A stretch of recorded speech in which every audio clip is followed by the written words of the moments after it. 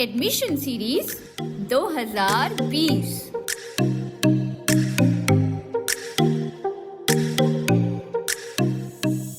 नमस्कार, मैं हूं अरुण पटेल और आप सुन रहे हैं अपना रेडियो 96.9 एफएम और ये है हमारी एडमिशन सीरीज 2020।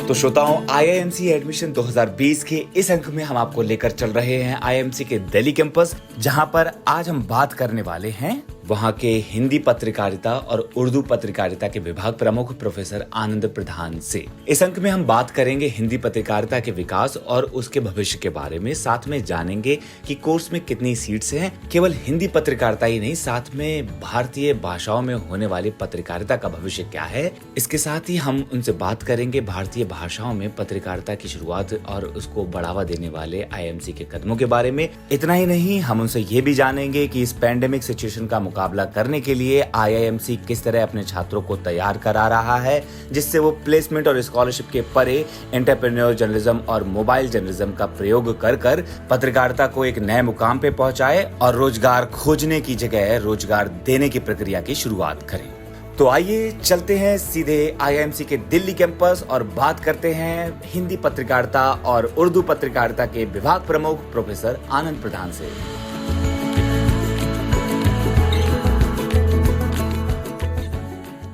सबसे पहले तो कार्यक्रम में आपका बहुत बहुत स्वागत है सर।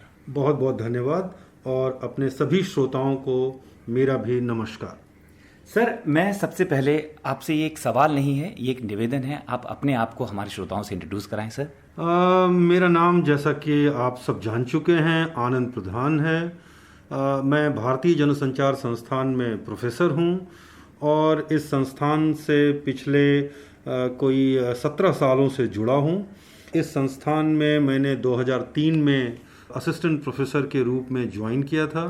उसके बाद यहाँ एसोसिएट प्रोफेसर रहा और पिछले साल से मैं एक प्रोफेसर के रूप में और हिंदी पत्रकारिता के पाठ्यक्रम निदेशक के रूप में काम कर रहा हूँ। हिंदी पत्रकारिता के साथ साथ उर्दू पत्रकारिता के पाठ्यक्रम की जिम्मेदारी भी मेरे ऊपर ही है और साथ ही साथ संस्थान की तरफ से जो विदेशी मिड कैरियर पत्रकारों के लिए और संचार कार्यकर्ताओं के लिए विकास पत्रकारिता में डिप्लोमा का पाठ्यक्रम चलता है, उस पाठ्यक्रम को भी मैं ही देखता हूँ। तो ये मेरी कुछ जिम्मेदारियां हैं, लेकिन मुख्यतः मैं मीडिया शिक्षा से जुड़ा हुआ हूँ। समय समय पर थोड़ा बहुत अखबारों में, पत्र पत्रिकाओं में लिखता भी रहता हूँ और कुल मिला जुला करके अगर कहूँ तो मैं एक अपने को मीडिया शिक्षक और शोधकर्ता के साथ साथ समसामयिक विषयों पर एक टिप्पणीकार के रूप में देखता हूँ।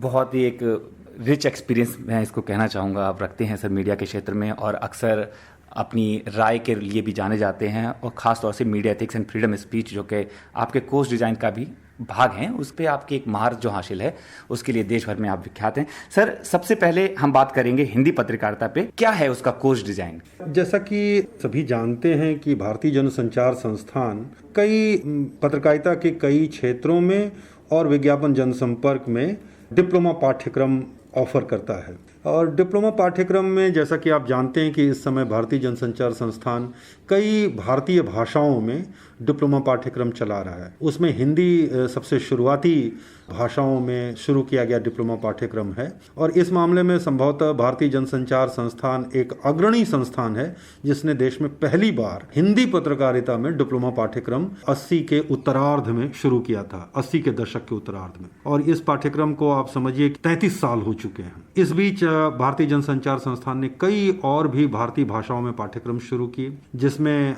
उर्दू पत्रकारिता में डिप्लोमा पाठ्यक्रम है जो भारतीय जनसंचार संस्थान के दिल्ली केंद्र से ही संचालित होता है। इसके अलावा हम भारतीय जनसंचार संस्थान का जो ढेंकानाल कैंपस है, वहाँ हम उड़िया पत्रकारिता का पाठ्यक्रम पिछले 1.5 दशक से चला रहे हैं। इसके अलावा पिछले 2-3-4 सालों में हमने अमरावती जो भारतीय जनसंचार संस्थान का कैंपस है, वहाँ मराठी पत्रकारिता में, और कोट्टायम जो केरल में है, वहाँ हम मलयालम पत्रकारिता में डिप्लोमा पाठ्यक्रम चला रहे हैं।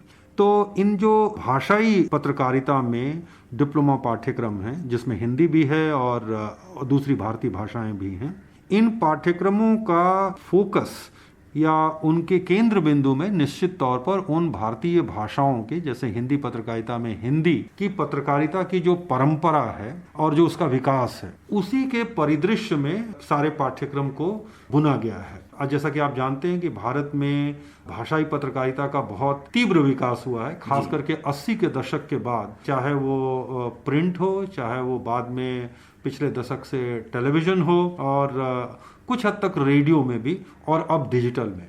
इन सभी क्षेत्रों में भाषाई पत्रकारिता और खास करके हिंदी पत्रकारिता का बहुत तीव्र विकास हुआ है। जबकि एक समय में ऐसा माना जाता था कि अंग्रेजी के विकास के साथ साथ शायद भारतीय भाषाओं पे इसका बहुत बड़ा फर्क पड़ेगा, लेकिन ऐसा कुछ हुआ नहीं। एक मायने में फर्क जरूर पड़ता है, कुछ क्षेत्र ऐसे हैं जहां फर्क पड़ता है, लेकिन जहां तक प्रसार संख्या का सवाल है, पाठकों की संख्या का सवाल है, दर्शकों की संख्या का सवाल है, उसमें हिंदी और दूसरी भारतीय भाषाएं अंग्रेजी से बहुत आगे हैं। ये बात सही है कि अभी भी कई मामलों में अंग्रेजी पत्रकारिता का असर और प्रभाव उसके पाठक संख्या और दर्शक संख्या की तुलना में कहीं ज्यादा है, उसका वेट दिखाई पड़ता है। उसकी वजह शायद यह है कि अभी भी भारत एक औपनिवेशिक जो राजनीति और उसका प्रभाव है भारतीय राजसत्ता पर, उसका असर दिखाई पड़ता है। और इसके कारण आप पाएंगे कि एक ही संस्थान से प्रकाशित होने वाले अंग्रेजी अखबार और हिंदी अखबार के पत्रकारों के सैलरी में अंतर होगा, वेतन में अंतर होगा, उनके काम करने की शर्तों में अंतर होगा। अंग्रेजी अखबार के विज्ञापन की कीमत ज्यादा होगी, हिंदी में कम होगी, दोनों के विज्ञापन की प्रकृतियों में बहुत फर्क होगा। तो ये सब कई चीजें हैं, लेकिन इसमें कोई दो राय नहीं है कि हिंदी और दूसरी भारतीय भाषाओं ने पिछले 3 दशकों में कम से कम अपना तेजी से प्रसार किया है। उनके पाठकों की संख्या लगातार बढ़ी है, अभी भी बढ़ रही है, और इसके कारण जो प्रशिक्षित पत्रकारों की जरूरत थी इन क्षेत्रों में, खास करके इस भाषाई पत्रकारिता में, उस कमी को पूरा करने के लिए पाठ्यक्रम बनाया गया है। और उस लिहाज से इस पाठ्यक्रम का जोर मुख्यतः एक आप कहिए कि मल्टीटास्कर जर्नलिस्ट बनाने में है, जिसके पास न सिर्फ समाचार लिखने और उसके संपादन का ज्ञान हो, बल्कि वो सभी तरह के जो प्लेटफॉर्म है, मीडिया है, चाहे वो टेलीविजन हो, चाहे वो रेडियो हो, चाहे वो अखबार या प्रिंट हो, या फिर डिजिटल हो, उन सब में वो काम करने में सक्षम हो। तो एक तरह से बहुप्रशिक्षित और बहु कौशल पर आधारित एक ऐसा पत्रकार तैयार करना जो संवेदनशील भी हो, जो समझदार भी हो, जो तार्किक भी हो, जो क्रिटिकल थिंकिंग भी रखता हो, ऐसा पत्रकार तैयार करना। और इसलिए इस हमारे जो पत्रकारिता पाठ्यक्रम का जो फोकस है, वो मुख्यतः आप पाएंगे कि संचार के विषयों में उसको एक गहरी समझदारी देना के साथ साथ भारतीय पत्रकारिता के उद्भव, विकास और उसके प्रसार और लोकतंत्र में पत्रकारिता की क्या भूमिका है, इसके बारे में बताना। पत्रकारिता के जो अलग अलग क्षेत्र हैं और पत्रकारिता का जो विकास की प्रक्रिया रही है, उसका जो पब्लिक स्फीयर में रोल रहा है, इन सब के बारे में भी उसको प्रशिक्षित करना। और फिर उसको समाचार लिखने के बारे में, समाचार की समझ पैदा करने में, उसको न्यूज़ गैदरिंग की के जो सोर्सेज हैं उसको कैसे डेवलप करना, यानी एक तरह से स्किल से लेकर के दूसरी तरफ उसकी समझदारी, यानी स्किल और अंडरस्टैंडिंग, इन दोनों के बेस पर आधारित है ये पाठ्यक्रम। और उसमें फिर हम उसको संपादन के भी गुर और कौशल सिखाते हैं। साथ ही साथ ब्रॉडकास्ट पत्रकारिता के बारे में, चाहे वो रेडियो हो चाहे टेलीविजन हो, उनके बारे में स्क्रिप्ट कैसे लिखनी है से लेकर के उन माध्यमों की बारीक समझ भी हम देते हैं। साथ ही साथ जैसा मैंने बताया डिजिटल भी है। और चूंकि भारतीय जनसंचार संस्थान एक सार्वजनिक क्षेत्र का महत्वपूर्ण संस्थान है, तो हमारी एक विकासशील देश के नाते इस संस्थान की जो जिम्मेदारियां हैं, जो इसका पब्लिक मैंडेट है, उसके लिहाज से हमारे यहाँ एक पूरा पेपर है जिसको हम विकास पत्रकारिता कहते हैं। जो विकास की चुनौतियां हैं, विकास की जरूरतें हैं, उनको कैसे रिपोर्ट करना है, उसको उसके बारे में कैसे कहानियां कहनी है, तो एक विकास पत्रकारिता का भी पूरा पेपर है। और साथ ही साथ उसको हम विज्ञापन और जनसंपर्क के बारे में भी बताते हैं। तो ये पूरा पाठ्यक्रम का जो ढांचा है, इसमें मुख्यतः हमारा जोर उसके अंदर एक क्रिटिकल समझ पैदा करने, भाषा की समझ पैदा करना, उसके अंदर संवेदनशीलता और मीडिया एथिक्स और लॉज के बारे में जानकारी देना और उसके प्रति उसको संवेदनशील बनाना, और साथ ही साथ जो विभिन्न तरह के पत्रकारीय कौशल हैं, चाहे वो समाचार लिखना हो, संपादन करना हो, फीचर लिखना हो, इंटरव्यू करना हो, इन सब के बारे में उन कौशलों से उसको लैस करना। तो ये हम हमारा अभी पाठ्यक्रम का मुख्य फोकस है। तो मीडिया थ्योरीज और हिस्ट्री ऑफ मीडिया के साथ डेवलपमेंट जर्नलिज्म से होते हुए फीचर राइटिंग से रेडियो टीवी जर्नलिज्म, सब कुछ आप मीडिया एथिक्स और मीडिया फ्रीडम ऑफ स्पीच के बारे में भी एक छात्र को सिखाते हैं और उसे यहाँ से एक पत्रकार बनाकर बाहर भेजते हैं। सर, यहाँ पर आज के समय में जो सबसे बड़ी डिबेट है वो मीडिया एथिक्स को लेकर के है, क्योंकि हम देख रहे हैं कि फेक न्यूज का जो चलन बढ़ा है न्यू मीडिया के आने के बाद में, तो उस पर आपका क्या कहना है और उसको आप कैसे देखते हैं सर? देखिए, मैं ये समझता हूँ कि जिसको आप फेक न्यूज़ कहते हैं वो एक मिस इन्फॉर्मेशन या गलत तरीके से तोड़ मरोड़ कर दी जाने वाली सूचनाएं हैं या प्रचार वाली सूचनाएं हैं या जिसको हम प्रोपेगेंडा कहते हैं। ये कोई नया फिनोमिनन नहीं है, ये बहुत पहले से चला आ रहा है। जो भी ताकतवर शक्तियां हैं वो मीडिया का इस्तेमाल अपने मुताबिक जनमत तैयार करने के लिए करती हैं और उसमें वो खबरों से तोड़ मरोड़ करना, खबरों को बिगाड़ना, झूठी सूचनाएं फैलाना से लेकर के प्रोपेगेंडा करने तक चलती हैं। लेकिन पत्रकारिता का धर्म क्या है? यहीं पर एथिक्स बहुत महत्वपूर्ण हो जाता है। पत्रकारिता का मुख्य धर्म या पत्रकारिता का जो कहते हैं कि जो पहला ऑब्लिगेशन है, उसका नैतिक दायित्व है, वो है सत्य के प्रति और लोगों को सच्ची जानकारी देना, क्योंकि सच्ची जानकारी के आधार पर ही आम लोग जो पाठक हैं, दर्शक हैं, श्रोता हैं, वो अपनी जिंदगी के बहुत सारे फैसले करते हैं। उनके जो जिंदगी के रोजाना के फैसले से लेकर के अपने लोकतंत्र में किस तरह की सरकार चुननी है, किस तरह के प्रतिनिधि चुनने हैं, सरकारों के कामकाज का मूल्यांकन करना है,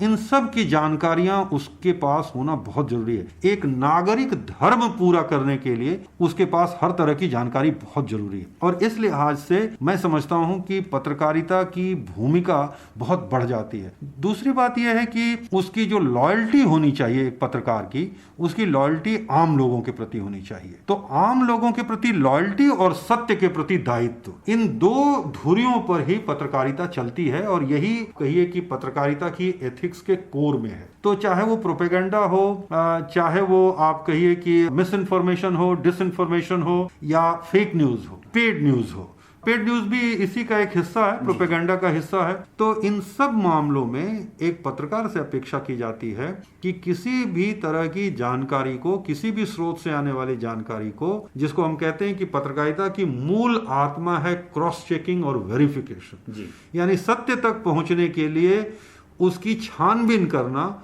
उसको क्रॉस चेक करना, उसको डिफरेंट सोर्सेज से वेरीफाई करना, ये उसकी आत्मा है, ये उसका डिसिप्लिन है। इस डिसिप्लिन के जरिए ही वो सत्य तक पहुंचने की कोशिश करता है जी। तो हम जो एक तरह से एथिकल ट्रेनिंग करते हैं अपने विद्यार्थियों की, उसमें हमारा जोर इस पर रहता है कि आपके लिए तथ्य महत्वपूर्ण है, आपके लिए उन तथ्यों को एक पर्सपेक्टिव में और कंटेक्स्ट में रखना ताकि उनकी मीनिंग स्पष्ट हो सके, ये बहुत जरूरी है। उसका बैकग्राउंड देना ताकि वो उस खबर का महत्व और उस खबर की बारीकी को आम पाठक समझ सके। लेकिन आपका काम उसको एडिटोरियलाइज नहीं करना है, उसमें अपना संपादकीय मत देना नहीं है।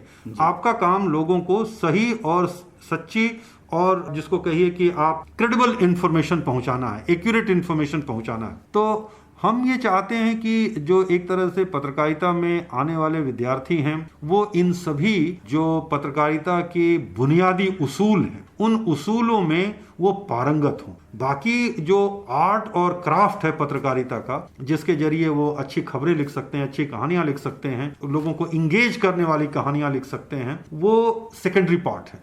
लेकिन जो प्राइमरी पार्ट है वो निश्चित तौर पर, उसमें कोई दो राय नहीं है कि प्राइमरी पार्ट उसका लोगों को सच्ची और क्रेडिबल इंफॉर्मेशन लोगों तक पहुंचाना है और उसकी तैयारी हम यहाँ करवाते हैं।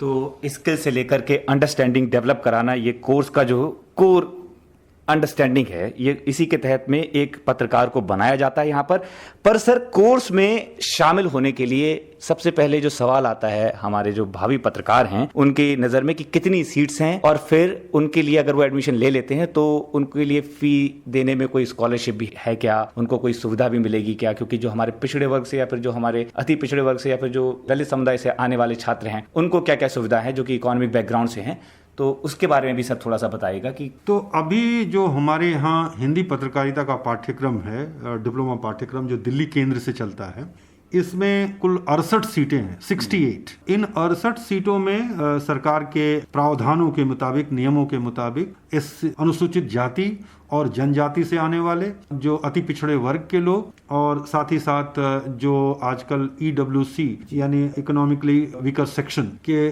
समुदाय से आने वाले विद्यार्थियों के लिए भी जो सरकारी नियम है उसके मुताबिक आरक्षण है इन 68 सीटों में। इसके साथ साथ उर्दू पत्रकारिता में जो डिप्लोमा पाठ्यक्रम में जो मैं देखता हूं उसमें कुल 17 सीटें हैं और उसमें भी इसी मुताबिक आरक्षण के प्रावधान हैं। इन दोनों ही पाठ्यक्रमों में स्कॉलरशिप और फेलोशिप के बारे में आपने पूछा, तो हिंदी पत्रकारिता में हमारे पास इस समय 2 स्कॉलरशिप्स हैं। एक रति अग्रवाल की स्मृति में दिया गया स्कॉलरशिप है और एक BBC के बहुत जाने माने पत्रकार थे जसविंदर सिंह, जिनकी असामयिक मृत्यु हो गई थी, तो उनके मित्रों ने मिल करके एक स्कॉलरशिप शुरू की है उनकी स्मृति में। तो जसविंदर सिंह स्कॉलरशिप भी हम देते हैं एक विद्यार्थी को हिंदी के। इसके अलावा संस्थान में जो आर्थिक तौर पर कमजोर वर्गों से आने वाले लोग हैं उनको भी हाफ फ्रीशिप, क्वार्टर फ्रीशिप का प्रावधान है संस्थान के नियमों के मुताबिक। जैसे पिछले साल हमने 8 लाख रुपए से कम की आमदनी वाले जितने भी विद्यार्थी थे, जिनके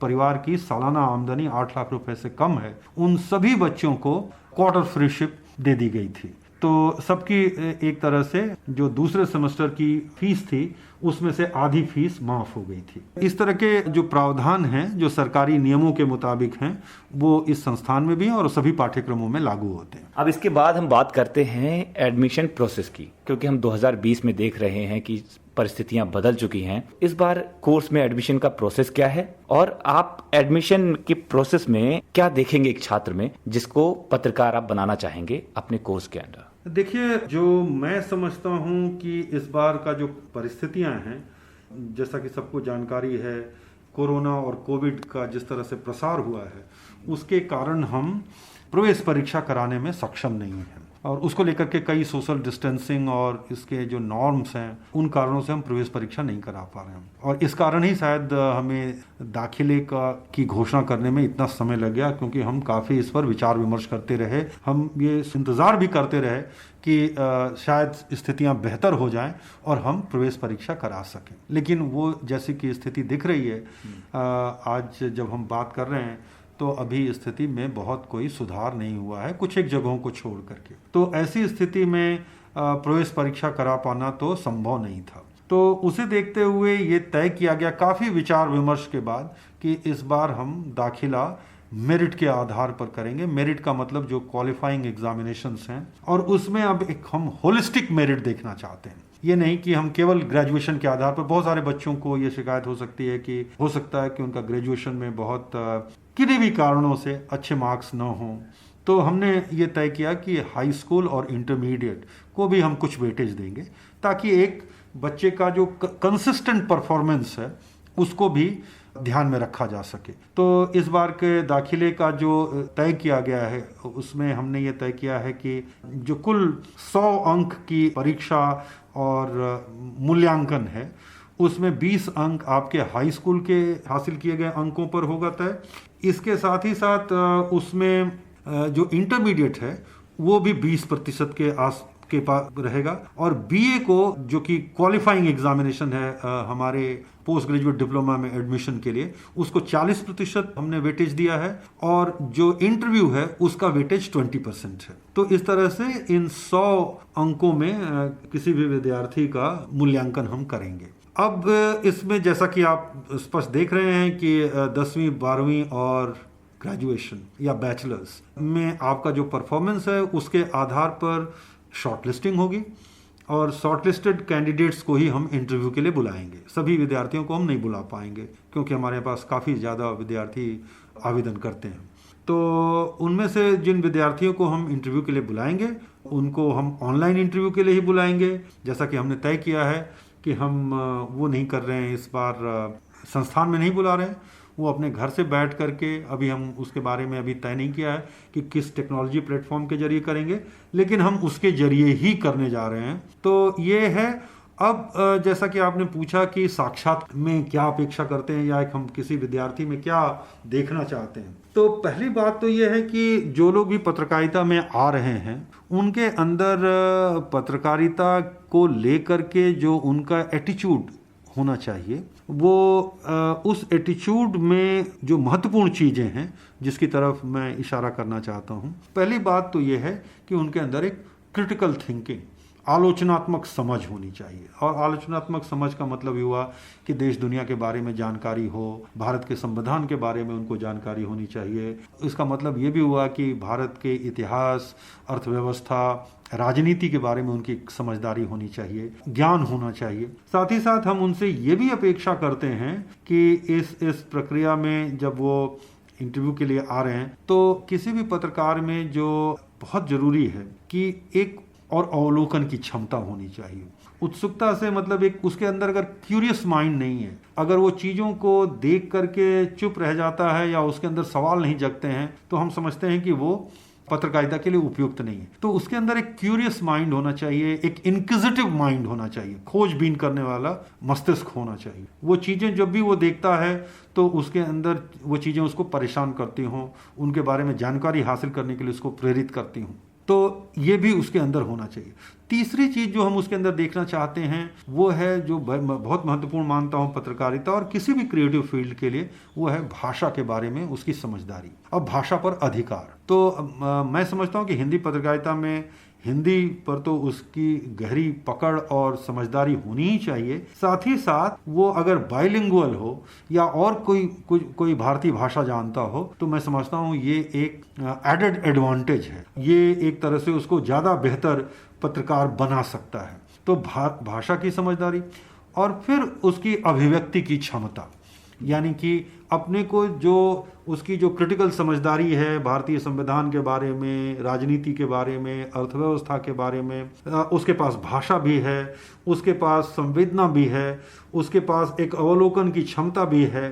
तो अब उससे हम जो अगली हमारी अपेक्षा रहती है कि वो उसको अभिव्यक्त भी कर, और अभिव्यक्त करने चाहे वो लिखने में हो चाहे बोल करके हो, ये उसके अंदर क्षमता होनी चाहिए। तो ये भी हम उसके अंदर देखना चाहते हैं। तो ये हमारी कुछ बुनियादी अपेक्षाएं हैं एक जो पत्रकारिता में आ रहा है। और कम से कम ये एक एटीट्यूड का मतलब ये है कि वो रोज़ अखबार पढ़ता हो, टेलीविज़न पर समाचार भी देखता हो। ये सब चीज़ें होती, ये बताती हैं कि उसमें एक एटीट्यूड है, वो पत्रकारिता को लेकर के समर्पित है, उसके अंदर जिज्ञासा है। तो ये सब चीज़ें अगर होंगी तो मुझे लगता है कि एक बेहतर पत्रकार वो बन सकता है। जो भी छात्र आज एक पत्रकार बनना चाहता है उसको सबसे बड़ी चिंता रहती है नौकरी की। और इस समय में जहां हम देख रहे हैं कि कहीं ना कहीं नौकरियों पर हमला बोला जा रहा है, नौकरियां लोगों की जा रही हैं, खासतौर से पत्रकारों की नौकरियां बड़ी संख्या में गई हैं। ऐसे में प्लेसमेंट और उनके लिए इंटर्नशिप की क्या सुविधा रहेगी सर आपके कोर्स में? देखिए, मैं समझता हूं कि आपने बहुत ही एक बुनियादी बात की है। निश्चित तौर पर ये बहुत मुश्किल समय है क्योंकि आर्थिक तौर पर देश में ये साफ दिखाई पड़ रहा है कि अर्थव्यवस्था की स्थिति कमज़ोर है और कोरोना के बाद हालात और भी ख़राब हुए हैं और उसके कारण ज़्यादातर समाचार कक्षों में पत्रकारों की नौकरियां गई हैं, नए भर्तियां नहीं हो रही हैं। तो ये एक कठिन समय तो है, इसमें कोई दो राय नहीं है। जॉब अपॉर्चुनिटीज़ कम हैं, पर ऐसा भी नहीं है कि जॉब अपॉर्चुनिटीज़ नहीं है। जॉब्स हैं, लेकिन अब उसमें वही सफल हो सकता है जिसके अंदर सचमुच में क्षमताएं हैं, जिसके अंदर एक्स्ट्रा ऑर्डिनरी कैलिबर है। तो अगर मैं ये मानता हूं कि अगर आपके अंदर ये क्षमता है तो आपको मौके मिल सकते हैं, मौके मिलेंगे। इसके अलावा जो एक ज़्यादा महत्वपूर्ण बात है जिसकी तरफ मैं आपका ध्यान खींचना चाहता हूं, वो ये है कि इस बार यानी पिछले वर्ष से ही, और इस साल भी हम उसको कंटिन्यू कर रहे हैं, पिछले साल से ही, क्योंकि पिछले वर्ष भी अर्थव्यवस्था के हालात ठीक नहीं थे और नौकरियां कम हो रही थी, तो हम लोगों ने अपने पाठ्यक्रम में एक मॉड्यूल उद्यमिता पत्रकारिता का डाला है, एंटरप्रेन्योरियल जर्नलिज्म का। यानी हम चाहते हैं कि आप केवल नौकरी करने के लिए ना आए, बल्कि आप जब यहाँ आए आप एक तरह से खुद भी अपना स्टार्टअप, अपना उपक्रम शुरू कर सके, पत्रकारी उपक्रम, अपना छोटा अखबार, कम्युनिटी रेडियो स्टेशन से लेकर के अपना यूट्यूब चैनल चलाना, अपना वेबसाइट शुरू कर सकना, इस तरह के कोई भी प्रयोग आप कर सकते हैं। जैसे कि हमने पिछले दिनों में देखा है, स्कूप वूप से लेकर के द बिहार मेल तक की जो साइट्स हैं वो सारी की सारी IIM के द्वारा ही डेवलप की गई हैं और आज देश में एक बड़ा नाम के रूप में जाने जाती है। बिल्कुल। तो हमने इसके लिए एक पूरा मॉड्यूल ही इसमें डाला है। इस साल हम उसको और स्ट्रेंथन करेंगे। हम मोजो पत्रकारिता भी सिखाते हैं, जहां वो खुद ही एक तरह से जो मोबाइल जर्नलिज्म है, मोबाइल आज बहुत ही आसानी से उपलब्ध एक तरह से डिवाइस है, उसके जरिए वो अपनी पत्रकारिता खुद कर सकता है और अपने को सस्टेन कर सकता है। तो इसकी भी हमारी कोशिश है कि सिर्फ वो जॉब मार्केट के लिए ही नहीं, बल्कि खुद भी वो अपने को इस रूप में तैयार कर सके कि अपना उपक्रम शुरू कर सके। और मैं मानता हूं कि इस तरह के उपक्रमों के लिए काफ़ी गुंजाइश है भारत में। जितना विविधतापूर्ण समाज है, उसमें जो बड़े मीडिया संगठन हैं वो सबकी आकांक्षाओं को रिफ्लेक्ट नहीं कर सकते। तो ऐसी स्थिति में अगर हमारे विद्यार्थी इस तरह के उपक्रमों की तरफ जाते हैं तो मैं समझता हूं कि वो, और दुनिया भर में ये ट्रेंड दिखाई पड़ रहा है, भारत में भी दिखाई पड़ रहा है कि आप देखिए कि एक तरफ जो बड़े मीडिया संस्थान हैं उनके बरक्स हाल के दिनों में बहुत सारे ये एक्सपीरियंस्ड भी और यंग लोग भी इंडिविजुअली भी अपना यूट्यूब चैनल चला करके, अपनी वेबसाइट शुरू करके अच्छा काम कर रहे हैं, अच्छी पत्रकारिता कर रहे हैं। इस बीच कई जर्नलिस्ट ड्रिवन वेबसाइट्स भी शुरू हुई हैं, जहां कोई बड़ा पूंजीपति मालिक नहीं बल्कि वो जर्नलिस्ट लोगों ने मिल करके शुरू की है और वो अच्छा काम कर रहे हैं और लोगों पर और पब्लिक डिस्कोर्स पर उनका अच्छा प्रभाव पड़ रहा है। तो मैं समझता हूं कि हम भी पत्रकार अपने विद्यार्थियों में इस तरह के बीज डालना चाहते हैं, ताकि आज नहीं तो 5 साल बाद या 10 साल बाद अगर उनको ये लगे कि ये एक उपयुक्त मौका है जब वो अपना उपक्रम शुरू कर सकते हैं और उसको सस्टेन कर सकते हैं, इस तरह की समझदारी उनके अंदर हो। तो मैं ये मानता हूं कि इंटर्नशिप तो बहुत बड़ी समस्या नहीं है, लेकिन जॉब्स निश्चित तौर पर एक समस्या है। और जॉब्स के मामले में अगर ये संभव हो सका, जैसा हम ये कोशिश कर रहे हैं कि अगर उद्यमिता उनके अंदर हम मजबूत कर सके, तो निश्चित तौर पर वो बेहतर कर सकते हैं। तो IIMC के छात्रों को एक जॉब लेने लायक नहीं, जॉब देने लायक बनाया जाएगा, ऐसा कहना है प्रोफेसर आनंद प्रधान का। तो हिंदी पत्रकारिता और उर्दू पत्रकारिता की तैयारी करने वाले छात्रों के लिए अंत में अगर आप कुछ कहना चाहें। मैं समझता हूँ उर्दू और हिंदी पत्रकारिता में दाखिला लेने आने वाले विद्यार्थियों से मैं ये कहना चाहता हूँ कि ये साल निश्चित तौर पर बहुत कठिन है, लेकिन मैं ये मानता हूँ कि ये साल जो भी कठिन साल होते हैं, जो मुश्किल साल होते हैं, जो मुश्किल दौर होता है, वो आपके लिए मौके भी बहुत बनाता है। तो मुझे लगता है कि ये एक बहुत बेहतर मौका लेकर के भी आया है और आप सब लोगों का मैं स्वागत करने के लिए यहाँ तैयार हूँ। एक ये ऐसा मौका है जिसमें वो, चाहे वो हिंदी में आ रहे हों, चाहे वो उर्दू में आ रहे हों, उनके पास सीखने के लिए, नई चीज़ें करने के लिए बहुत सारे मौके हैं। तो मैं ये अपेक्षा करता हूँ कि जो विद्यार्थी आ रहे हैं वो बिना किसी संकोच के, उत्साह के साथ, एक जज्बे के साथ, एक जुनून के साथ आएं। हम संस्थान की तरफ से पूरी कोशिश करेंगे कि उनके जो सपने हैं, कि उनका जो जुनून है, उसको हासिल करने में हम उनकी जितनी भी मदद हो सकती है वो जरूर करने की कोशिश करेंगे। सर, हमारे साथ कार्यक्रम में जुड़ने के लिए बहुत बहुत शुक्रिया। बहुत बहुत धन्यवाद। और मैं सभी विद्यार्थियों को और श्रोताओं को से ये निवेदन करना चाहता हूँ कि वो बेहिचक, बिना किसी संकोच के और चिंता के आवेदन करें। संस्थान में बहुत ही फेयर तरीके से मूल्यांकन होता है और जो भी विद्यार्थी, जो प्रतिभाशाली विद्यार्थी हैं, मेरिटोरियस विद्यार्थी हैं, उनको संस्थान में दाखिले में अवश्य मौका मिलेगा और उनको अपने सपनों को मांझने का और बेहतर करने का और हासिल करने का मौका मिलेगा। बहुत बहुत शुभकामनाएं। बहुत बहुत शुक्रिया सर। तो श्रोताओं, IIMC एडमिशन सीरीज 2020 के इस अंक में हमने बात की हिंदी पत्रकारिता और उर्दू पत्रकारिता के विभाग प्रमुख प्रोफेसर आनंद प्रधान से, और उन्होंने हमें बताया कि कैसे IIMC अपने छात्रों को केवल एजुकेट ही नहीं करता बल्कि उनकी अंडरस्टैंडिंग को मैच्योर करता है और उन्हें स्किल्स से परिपूर्ण करता है। IIMC एडमिशन सीरीज 2020 के अगले अंक में हम चलेंगे किसी और रीजन में, किसी और कोर्स की खबर जानने के लिए और जानेंगे उस कोर्स या उस रीजनल कैंपस की क्या खूबसूरती है। आप सुनते रहिए 96.9 FM और ये है हमारी IIMC एडमिशन सीरीज 2020। अब मैं अरुण पटेल आपसे चाहता हूं विदा, मेरी प्रोड्यूसर फिजा चौधरी के साथ। नमस्कार।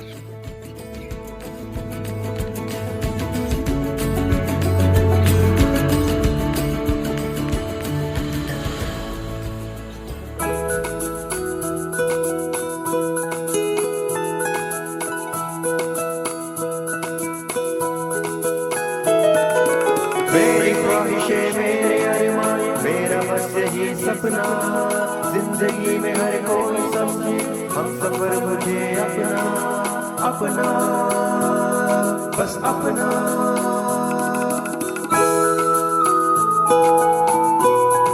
अपना रेडियो 96.9 FM